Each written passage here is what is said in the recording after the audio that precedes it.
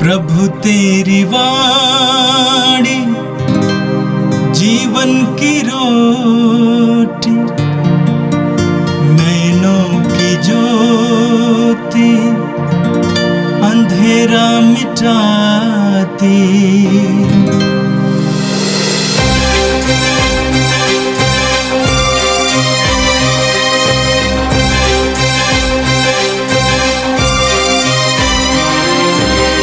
प्रभु तेरी वाणी जीवन की रोटी, नैनों की ज्योति अंधेरा मिटाती। प्रभु तेरी वाणी जीवन की रोटी, नैनों की ज्योति अंधेरा मिटाती। वाणी वाणी वाणी वाणी वाणी पवित्र है, शाश्वत है, जीवन का मन्ना है। 30 अगस्त सोमवार। पहला पाठ थिस्सलुनीकियों के नाम संत पौलुस का पहला पत्र, अध्याय 4 पद संख्या 13 से 17। भाइयों, हम चाहते हैं कि आप लोगों को मृतकों के विषय में निश्चित जानकारी हो। कहीं ऐसा ना हो कि आप उन लोगों की तरह शोक मनाएं जिन्हें कोई आशा नहीं है। हम तो विश्वास करते हैं कि यीशु मर गए और फिर जी उठे। जो यीशु में विश्वास करते हुए मर गए हैं, ईश्वर उन्हें उसी तरह यीशु के साथ पुनर्जीवित कर देगा। हमें मसीह से जो शिक्षा मिली है, उसके आधार पर हम आपसे यह कहते हैं, हम जो प्रभु के आने तक जीवित रहेंगे, मृतकों से पहले ही महिमा में प्रवेश नहीं करेंगे। क्योंकि जब आदेश दिया जाएगा और महादूत की वाणी तथा ईश्वर की तुरही सुनाई पड़ेगी, तो प्रभु स्वयं स्वर्ग से उतरेंगे। जो मसीह में विश्वास करते हुए मर गए, वे पहले जी उठेंगे। इसके बाद हम जो उस समय तक जीवित रहेंगे, उनके साथ बादलों में आरोहित किए जाएंगे और आकाश में प्रभु से मिलेंगे। हम इस प्रकार सदा प्रभु के साथ रहेंगे। यह प्रभु की वाणी है। संत लूकस के अनुसार पवित्र सुसमाचार, अध्याय 4 वाक्य 16 से 30 तक। यीशु नाजरत आए, जहाँ उनका पालन पोषण हुआ था। विश्राम के दिन वह अपनी आदत के अनुसार सभागृह गए। वह पढ़ने के लिए उठ खड़े हुए और उन्हें नबी इसायास की पुस्तक दी गई। पुस्तक खोलकर यीशु ने वह स्थान निकाला जहाँ लिखा है, प्रभु का आत्मा मुझ पर छाया रहता है, क्योंकि उसने मेरा अभिषेक किया है। उसने मुझे भेजा है जिसे मैं दरिद्रों को सुसमाचार सुनाऊं, बंदियों को मुक्ति का और अंधों को दृष्टि दान का संदेश दूं, दलितों को स्वतंत्रता प्रदान करूं और प्रभु के अनुग्रह का वर्ष घोषित करूं। यीशु ने पुस्तक बंद कर दी और उसे सेवक को देकर बैठ गए। सभागृह के सब लोगों की आंखें उन पर लगी हुई थीं। तब वह उनसे कहने लगे, धर्म ग्रंथ का ये कथन आज तुम लोगों के सामने पूरा हो गया है। सबने उनकी प्रशंसा की। वे उनके मनोहर शब्द सुनकर अचंभे में पड़ गए और कहने लगे, क्या ये यूसुफ का बेटा नहीं है? यीशु ने उनसे कहा, तुम लोग निश्चय ही मुझे यह कहावत सुना दोगे, ऐ वैद्य, अपना ही इलाज करो। कफरनहूम में जो कुछ हुआ है, हमने उसके बारे में सुना है, वह सब अपनी मातृभूमि में भी कर दिखाइए। फिर यीशु ने कहा, मैं तुम लोगों से कह देता हूं, अपनी मातृभूमि में नबी का स्वागत नहीं होता। मैं तुम्हें विश्वास दिलाता हूं कि जब एलियस के दिनों में 3.5 वर्षों तक पानी नहीं बरसा और सारे देश में घोर अकाल पड़ा था, तो उस समय इस्राएल में बहुत सी विधवाएं थीं। फिर भी एलियस उनमें से किसी के पास नहीं भेजा गया। वह सीदोन की सरप्ता की एक विधवा के पास ही भेजा गया था। और नबी एलीशस के दिनों में इस्राएल में बहुत से कोढ़ी थे, फिर भी उनमें से कोई नहीं बल्कि सीरी नामन ही निरोग किया गया था। यह सुनकर सभागृह के सब लोग बहुत क्रुद्ध हो गए। वे उठ खड़े हुए और उन्होंने यीशु को नगर से बाहर निकाल दिया। जिस पहाड़ी पर उनका नगर बसा था वे यीशु को उसकी चोटी तक ले गए ताकि उन्हें नीचे गिरा दें, परंतु वह उनके बीच से निकलकर चले गए। ये प्रभु का दिव्य सुसमाचार है। क्रिस्त प्रभु की जय। मेरे प्रिय भाई और बहनों, प्रभु को धन्यवाद दें जीवन के वरदान के लिए, आज के दिन के लिए। प्रभु ने आपको पवित्र वचनों को सुनने के लिए यीशु अवसर दिया है, इसके लिए प्रभु को धन्यवाद देना।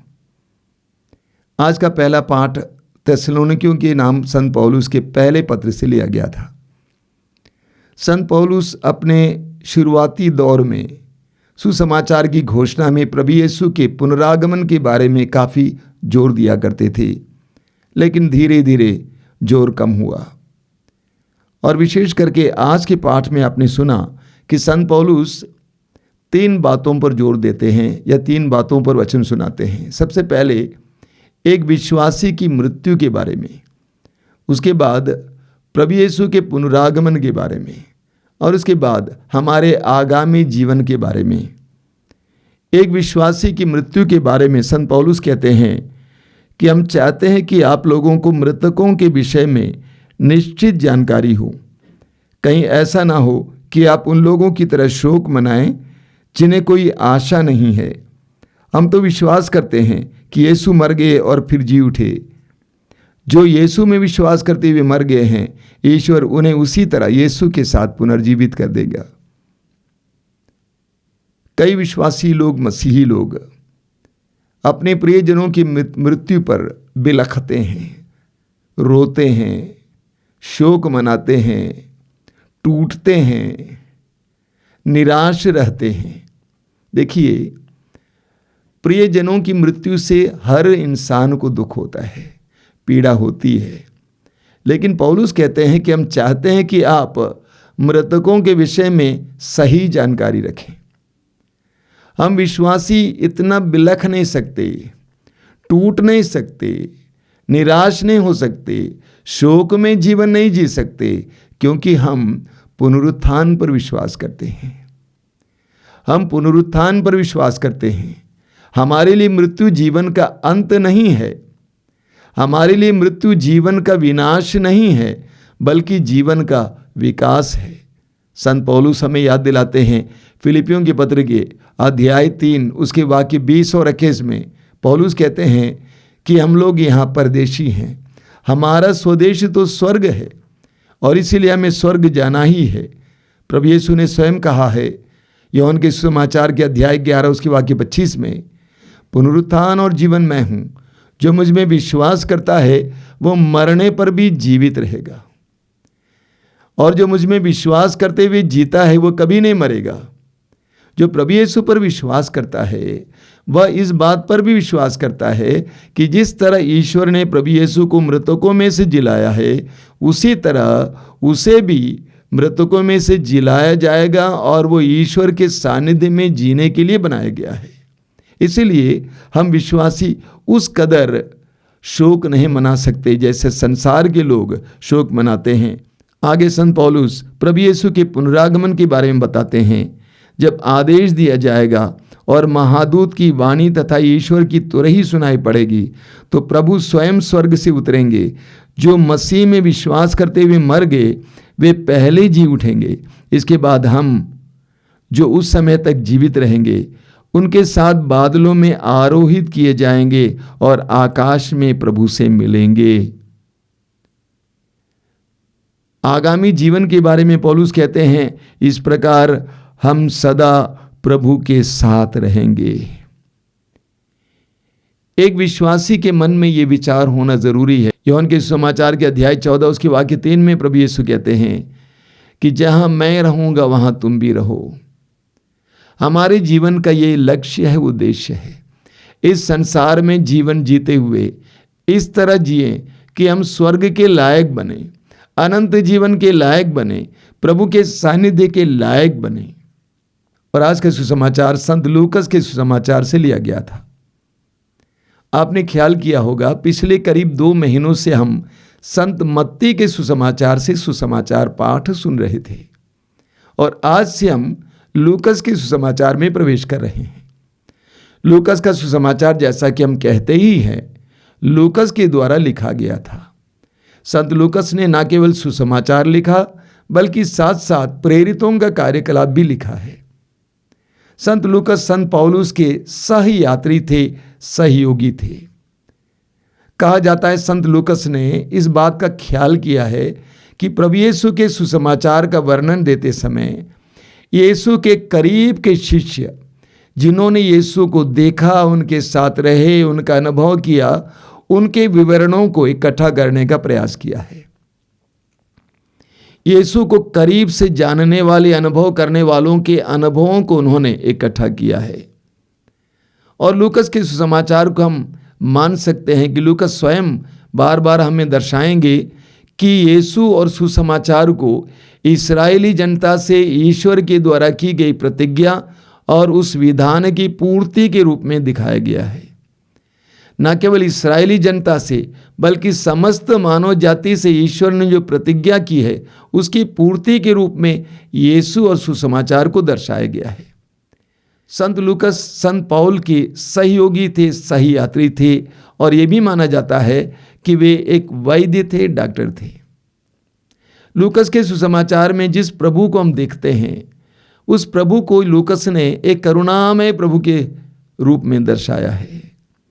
पापियों के प्रति दया रखने वाले, गरीबों के प्रति दया रखने वाले, रोगियों के प्रति दया रखने वाले, दुखियों के प्रति दया रखने वाले, गैर यहूदियों के प्रति दया रखने वाले, नारियों के प्रति दया रखने वाले एक करुणामय प्रभु के रूप में यीशु को दर्शाया गया है।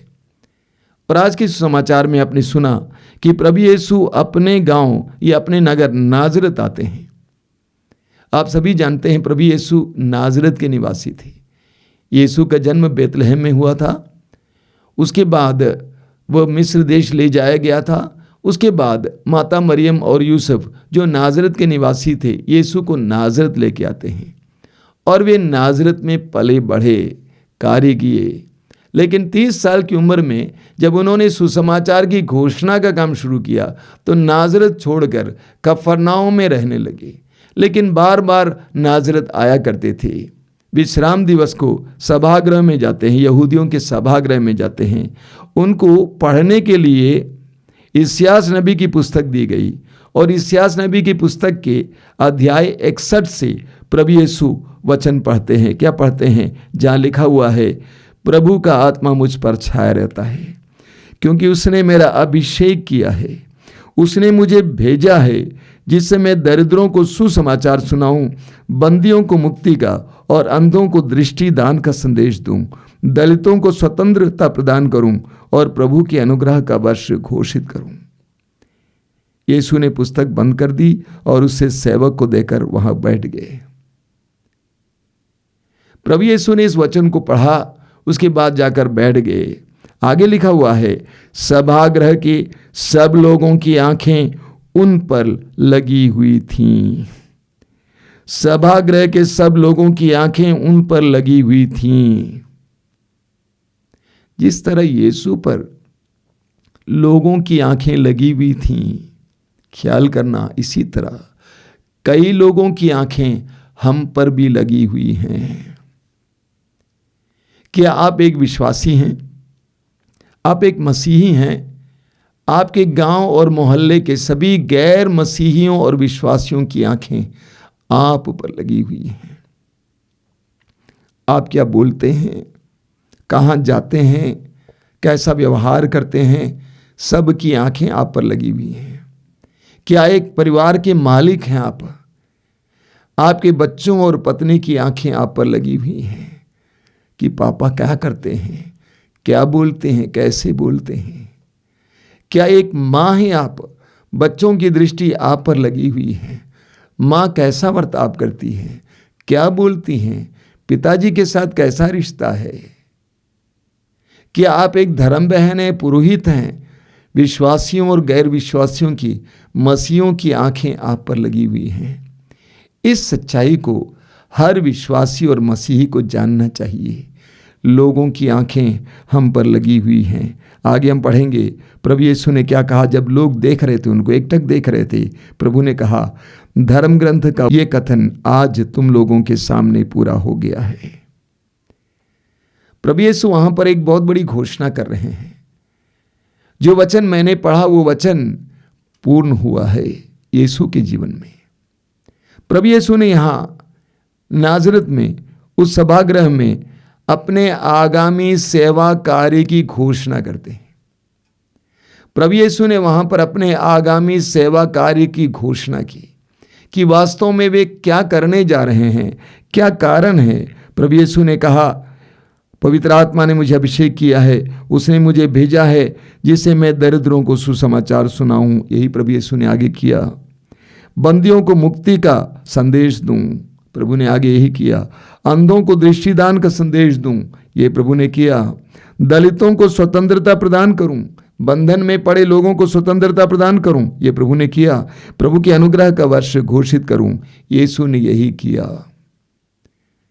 प्रभु यीशु ने कहा कि धर्म ग्रंथ में लिखा हुआ वो संदेश, वो वाक्य मेरे जीवन में पूर्ण हो रहा है, होगा। हर विश्वासी और मसीह के लिए यह एक चुनौतीपूर्ण बात है। क्या पवित्र वचन मेरे अंदर और मेरे द्वारा प्रकट होता है? क्या पवित्र वचन मुझ में पूरा होता है? मेरे जीवन में पवित्र वचन देखने और सुनने को मिलता है। प्रभु ने कहा, धर्म ग्रंथ का ये कथन आज तुम लोगों के सामने पूरा हो गया है। लोग प्रशंसा करने लगे, लेकिन नाजरत के लोगों ने यीशु का तिरस्कार किया। उन्होंने कहा, क्या ये यूसुफ का बेटा नहीं है? प्रभु ने इस बात को भांप लिया और प्रभु ने कहा, एक नबी का मातृभूमि में स्वागत नहीं होता है। उसके बाद प्रभु ने 2 उदाहरण पुराने नियम से दिया, पुराने विधान से दिया। दोनों बहुत जबरदस्त उदाहरण है। राजाओं के पहले ग्रंथ के अध्याय 17 में हम पढ़ते हैं, ईश्वर ने अपने नबी एलिया को अकाल के समय सरफ्ता, सीदोन की सरफ्ता की एक विधवा के पास भेजा भोजन प्राप्त करने के लिए। एक गैर यहूदी विधवा के पास ईश्वर ने अपने नबी को भेजा, प्रभु यीशु कहते हैं, ना कि किसी यहूदी विधवा के पास। दूसरा उदाहरण प्रभु यीशु देते हैं, राजाओं के दूसरे ग्रंथ के अध्याय 5 में एक गैर यहूदी आराम का सेनाध्यक्ष नबी एलीशस के पास आता है और अपने कोढ़ के रोग से छुटकारा पाता है। प्रभु ने कहा, गैर यहूदी, ना कि किसी यहूदी को उससे छुटकारा मिला है, चंगाई मिली है। इन दोनों उदाहरणों के द्वारा उस सभागृह में उपस्थित यहूदियों को प्रभु ने चोट पहुंचाई। उनको एक सत्य समझाया कि तुम मेरा तिरस्कार कर रहे हो। ईश्वर का भी यहूदियों ने इसी तरह तिरस्कार किया, इसीलिए उन लोगों ने तय किया कि हम उसको नष्ट करेंगे। आगे लिखा हुआ है, यह सुनकर सभागृह के सब लोग बहुत क्रुद्ध हो गए। वे उठ खड़े हुए और उन्होंने यीशु को नगर से बाहर निकाल दिया। जिस पहाड़ी पर उनका नगर बसा था, वे यीशु को उसकी चोटी तक ले गए ताकि उन्हें नीचे गिरा दें। उन्होंने यीशु का सर्वनाश करने को सोचा। मेरे प्रिय भाई और बहनों, पवित्र आत्मा से भर जाने से, प्रभु का काम करने से, लोगों को साथ देने से हमारे साथ भी इसी तरह बर्ताव हो सकता है। लेकिन यीशु ने स्वीकार किया, अपने कार्य को बंद नहीं किया। ये तो कार्य की शुरुआत है। प्रभु यीशु से हम प्रार्थना करें कि प्रभु हमारे जीवन में भी सामाजिक जीवन जीते समय, पारिवारिक जीवन जीते समय हमें विरोध का सामना करना पड़ता है, हम भरोसे के साथ ईश्वर पर भरोसा रखते हुए आगे बढ़ सकें। आइए हम प्रार्थना करें। प्रभु यीशु, धन्यवाद देते हैं आज के सुंदर दिन के लिए, धन्यवाद देते हैं जीवन के वरदान के लिए, तेरे इन पवित्र वचनों के लिए धन्यवाद देते हैं जिसके द्वारा तू हमें जीवन देता है, जीवन में मार्ग दिखाता है। प्रभु यीशु, जिस तरह तूने कहा कि पवित्र आत्मा मुझ पर छाया रहता है, उसने मेरा अभिषेक किया है ताकि मैं लोगों की सेवा कर सकूं। हमें भी तेरे आत्मा से भरपूर होने के लिए कृपा दीजिए। प्रेरितों की तरह हमें भी आत्मा से भरपूर होने के लिए कृपा दीजिए। हे प्रभु यीशु, इन वचनों को सुनने वाले मेरे भाई बहनों को आशीर्वाद देना। तेरा दाहिना हाथ उन पर रखना, आशीष का। जहाँ कहीं भी वे जाएं वहाँ पे तेरी उपस्थिति का एहसास करें। जीवन में विरोध का सामना करना पड़े उस समय भी उनको हिम्मत देना। हमारी इस प्रार्थना को ग्रहण कर, आमीन। प्रभु तेरी वाणी जीवन की रोटी, नैनों की ज्योति अंधेरा मिटाती। वाणी वाणी वाणी वाणी वाणी पवित्र है, शाश्वत है, जीवन का मन्ना है।